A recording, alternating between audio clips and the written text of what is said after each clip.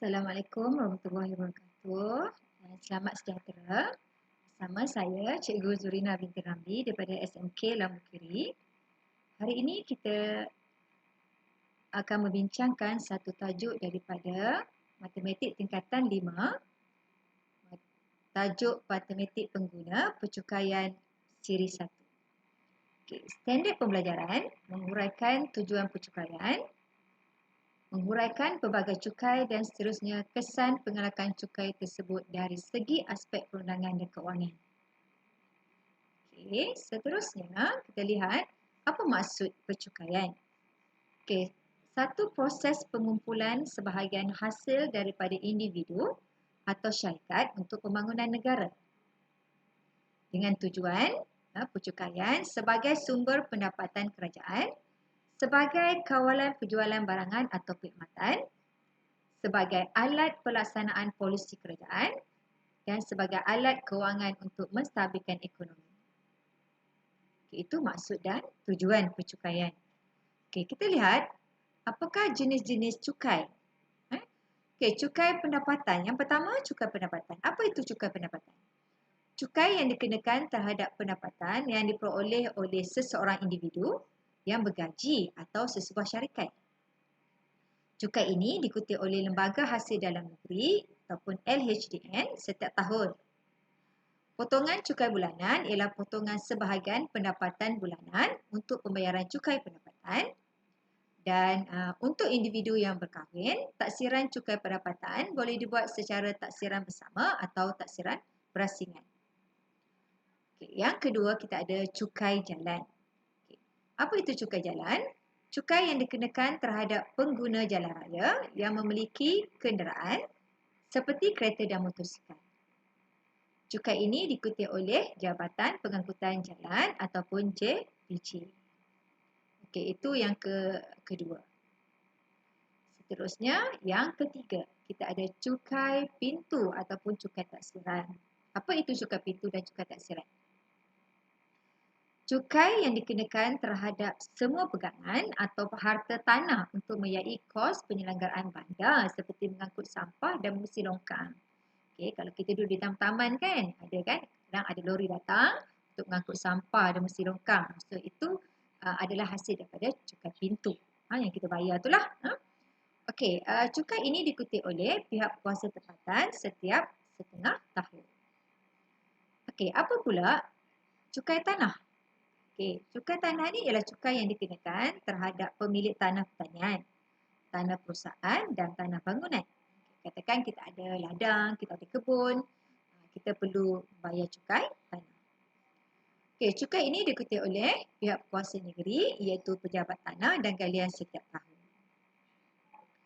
Dan yang kelima, kita ada cukai jualan dan cukai perkhidmatan. Cukai jualan ialah cukai yang dikenakan sekali sahaja terhadap pelbagai barangan bercukai pada peringkat pengeluaran atau pengimputan. Cukai perkhidmatan pula ialah cukai yang dikenakan terhadap pengguna yang menggunakan perkhidmatan bercukai. Siapa yang mengutip cukai jualan dan perkhidmatan? Cukai ini diikuti oleh Jabatan Kastam Diraja Malaysia ataupun JKDDM. Okay, itu jenis-jenis cukai. Okay, kita lihat pula apakah kesan pengelakan cukai dari aspek perundangan dan kewangan. Katakan kita tidak membayar cukai pendapatan, tak bayar cukai jalan, tak bayar cukai pintu dan sebagainya. Okay, yang pertama, kita lihat dulu cukai pendapatan. Okay, apa kesannya? Katakan kita sengaja mengelak cukai atau membantu orang lain mengelak cukai. Okay. Katakan tidak memaklumkan layak dikenakan cukai. Okay. Hukumannya boleh didenda RM200 hingga RM20,000 atau dipenjara tidak melebihi 6 bulan atau kedua-duanya. Yang kedua, tidak melaporkan pendapatan sebenar dalam BNCP. Okay, boleh didenda RM1,000 hingga RM10,000 dan penalti 200% atas cukai terkurang lapor. Okey, yang ketiga, memberikan maklumat tidak tepat. Memberikan maklumat tidak tepat mengenai tanggungan cukai sendiri atau orang lain. boleh didenda RM1,000 hingga 10,000 dan penalti 200% atas cukai terkurang laku. Dan yang keempat, sengaja mengelak cukai. Sengaja mengelak cukai atau membantu orang lain lagi mengelak cukai. Boleh didenda RM1,000 hingga 20,000 atau dipenjara tidak melebihi 3 tahun atau kedua-duanya dan penalti 300% atas cukai terkurang laku. Okey, itu cukai pendapatan. Kita lihat seterusnya, kita ada cukai jalan. Okey. Katakan menggunakan kenderaan tanpa membayar cukai jalan yang sah. Okey, apa hukuman dia? Boleh didenda tidak melebihi RM2,000. Boleh didenda tidak melebihi RM2,000. Okey. Bagaimana pula dengan cukai tanah? Bayaran cukai tidak dijelaskan dalam tempoh yang ditetapkan. Okey, notis tuntutan dalam borang 6A akan dikeluarkan. Masih gagal lagi menjelaskan jumlah dituntut dalam tempoh dinyatakan, tanah boleh dirampas atau dilucut hak. Okey, itu cukai tanah. Okey, seterusnya kita lihat cukai pintu. Lihat cukai pintu. Okey. Cukai pintu. Okey, bayaran cukai tidak dijelaskan dalam tempoh yang ditetapkan ataupun tunggakanlah. Okey, tindakan dia notis dalam borang E akan dikeluarkan. Okay, masih gagal lagi menjelaskan tunggakan dalam tempoh 15 hari selepas notis diserahkan. Waran tahanan dalam borang F akan dikeluarkan dan harta mudah alih boleh disita. Itu cukai pintu. Dan akhir sekali kita lihat cukai jualan dan khidmatan. Okey. Katakan sengaja mengelak cukai atau membantu orang lain mengelak cukai.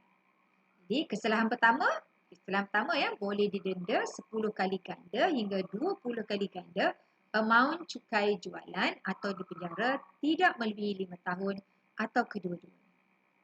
Okay, kesalahan kedua atau berikutnya boleh didenda 20 kali ganda hingga 40 kali ganda amaun cukai jualan atau dipenjara tidak melebihi 7 tahun atau kedua-duanya.